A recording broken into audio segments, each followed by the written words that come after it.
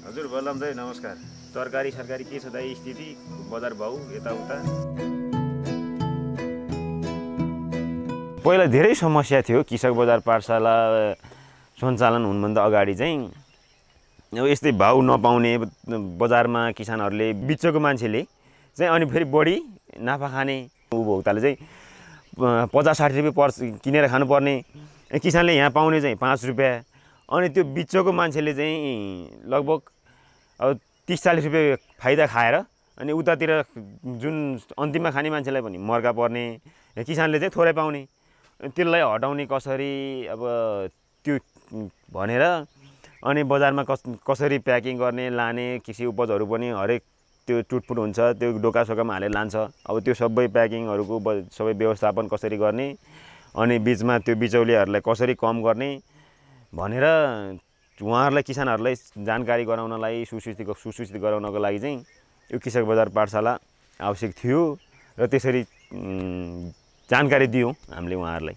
मेरो काँक्रा यहीँ 100 प्याकेटसम्म काँक्रालाई 5 रुपियाँ किलो, त्यही पनि 3-4 महिना पछाडि दिने व्यापारीले पैसा त्यस्तो थियो भने अहिले चाहिँ त बरु उनीहरूलाई पठाए पनि पहिला भाउ तोक्ने अनि मात्र दिने। पहिला चाहिँ भाउसाउ थिएन, रेट त्यत्तिकै हालेर पठाइदिने हो। कसलाई बुझ्ने त्यो बुझ्ने समाज बजार पनि पुगेको थिएन त्यति। हामी पछि त संस्था आइस त यता घुमाउन लानुभयो, बजारको व्यापारीहरूसँग कनेक्सन गरिदिनु भयो। त्यो भए त हामीले पनि फोन नम्बर ल्याउँ, फोन गरेर त सोध्न सक्ने भयो नि त।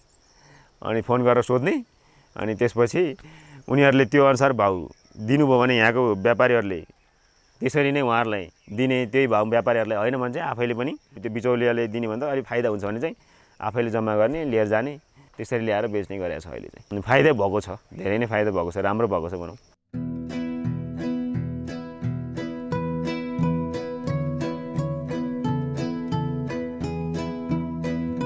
सङ्कलन केन्द्र भयो भने चाहिँ हामीलाई अलिकति सजिलो हुन्छ कि भन्ने चाहिँ रूपले चाहिँ हामीले माग गरे हो सर।